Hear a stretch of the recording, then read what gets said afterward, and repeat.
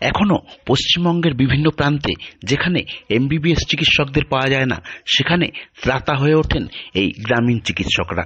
মুখ্যমন্ত্রী মমতা বন্দ্যোপাধ্যায় তাদের কার্যকারিতা বুঝতে পেরে তাদের প্রশিক্ষণ দিয়ে বিভিন্ন জায়গায় কাজে লাগানোর কথাও বলেছিলেন।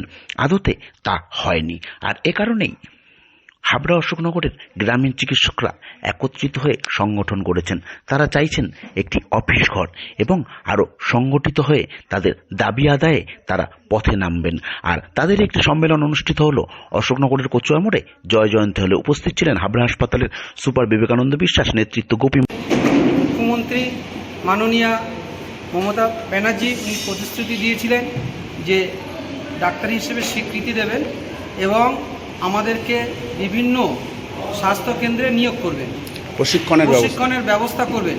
কিন্তু আমরা এখনও সেইভাবে সেই পরিস্থিতির মধ্যেও আমাদের সংগ্রাম চলছে।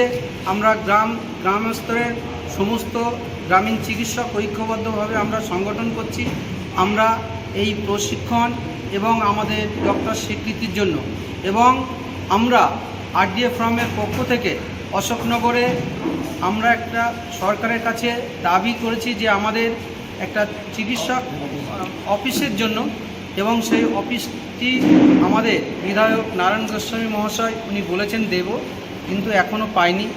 তার কাছে আমরা নিবেদন করছি আরডিও ফর্মের পক্ষ থেকে। আমি ডাক্তার শাহাবুল ইসলাম, কার্যকরী সভাপতি, যিনি যত তাড়াতাড়ি পারেন আমাদের এগোনোর জন্য, এবং আমরা বিনামূল্যে সেখানে বিভিন্ন চিকিৎসার ব্যবস্থা করব। এবং আমরা সেখানে মোটামুটি 110 থেকে 15 জন প্রতিনিধি ছিলাম হাবড়া অশোক।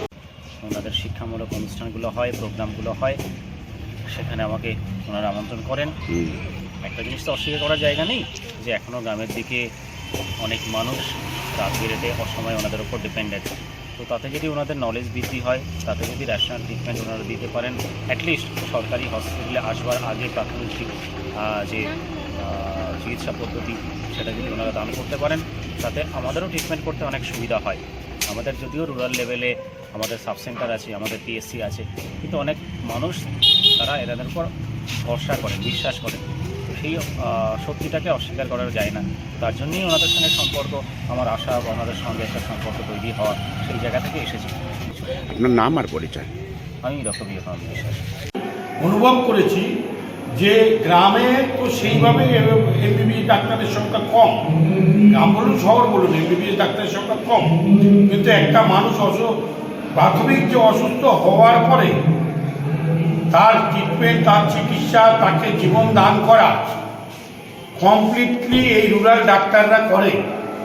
এবং আমি বলবো, আমি বিশ্বাস করুন, আমি নিজে দেখেছি যে এখানের অনেক ডাক্তার আছেন, তাদের গ্রামে তাদের যে পরিমাণ পেশেন্ট হয়, মানে 100-150-র উপরে। সরকার বলেছিল এনাদের কাজে লাগানো হবে, এখনো সেইভাবে কিছু সরকারি নিশ্চয়ই। আর মমতা বন্দ্যোপাধ্যায় তো মানুষের সাথে, মানুষের পাশে 24/7 বাংলার ডেভেলপ, উন্নয়ন বা বাংলা একটা উন্নয়নের নবজাগরণের যে মমতা বন্দ্যোপাধ্যায় পাশে থাকবেন, এনাদের দাবি নিয়ে লড়াই করে পাশে থাকবেন। এদের যে দাবি নিশ্চয়ই এদের পাশে তো থাকবো, কারণ আমরা তো গ্রামের মানুষরা অনেক পক্ষ থেকে এদের কাছে। আপনার নাম আর পরিচয়? গোপী মজুমদার, কর্মাধ্যক্ষ, হাবড়া 2 পঞ্চায়েত।